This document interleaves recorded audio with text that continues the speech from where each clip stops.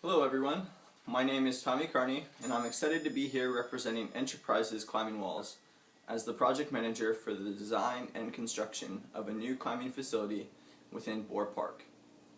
In this 10-minute presentation, I'm going to talk about various aspects of the project.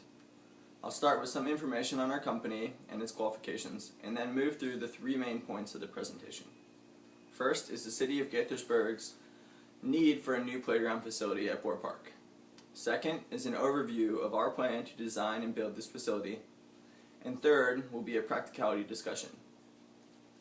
After my presentation is complete, I will be happy to answer any questions you might have.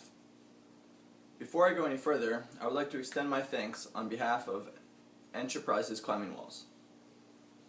Thank you to the City of Gaithersburg for commissioning this project, and especially to the citizens of Gaithersburg for pushing for such a wonderful park system. Also, I would like to thank those of you who have made the time to come here today, as I know you have busy schedules.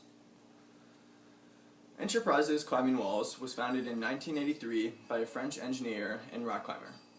And since the opening of our U.S. division in 1988, we have constructed over 4,000 climbing walls around the world. Our design team brings together some of the best climbers in the world, most notably Chris Sharma, who if you're a climber, you know who he is. Some of our recent projects include the 2012 ABS National Championships and also the climbing competitions at the 2012 Winter and Summer Teva Mountain Games. Many of our facilities have hosted World Cup events, and we were excited to bring our experience to the table in this design process. Moving on to the need for this facility, I'll start by referencing the request for proposals sent out by the City of Gaithersburg on February 1st of this year, 2012. I have lived in Montgomery County my whole life, and I saw the request in a copy of the Gazette. Because there is no publicly owned and operated climbing facility like this in our county, I talked to my supervisors and started putting together a proposal. Reinforcing the need for a rock climbing facility was Michelle Obama's Let's Move program. The facts were startling. According to letsmove.gov, over the past 3 decades, childhood obesity rates in America have tripled. And today, nearly 1 in 3 children in America are overweight or obese. The numbers are even higher in African American and Hispanic communities, where nearly 40% of the children are overweight or obese.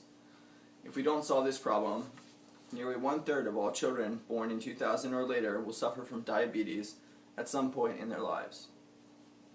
Many others will face chronic obesity, heart disease, high blood pressure, cancer, or asthma. I'm sure the city had this program in mind when they were putting together the request for proposals, because it specified that the facility be designed for children ages 2 through 12. One of the goals of the program is to help kids become more physically active, and I believe that rock climbing meets and exceeds this goal. Rock climbing is both physically and mentally demanding, but the kids probably won't notice this because they're having such a good time. I have no doubt that your kids will want to come back time and time again.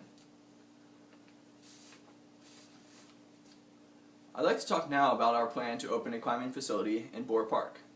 Our proposal was accepted by the city on March 1st, at which point we signed a design and build contract. A draft design was submitted on March 15th, and the final design was submitted on the 1st of April. About a week later, the final design was approved, and preparations were made to begin the construction phase. Construction is slated to begin in the first week of May, and will be broken down into 4 major phases. The first phase will be demolition and site preparation. The second phase should begin during the first week of June, and over the course of the next 30 days, we expect to complete the housing for the facility. This building will have 64,000 square cubic feet of space. There will be a new parking area with 40 spots as well. The final phase of construction is set to begin during the first week of July. This phase will see the assembly of the rock climbing walls and the installation of all finishing touches that will make the facility look complete.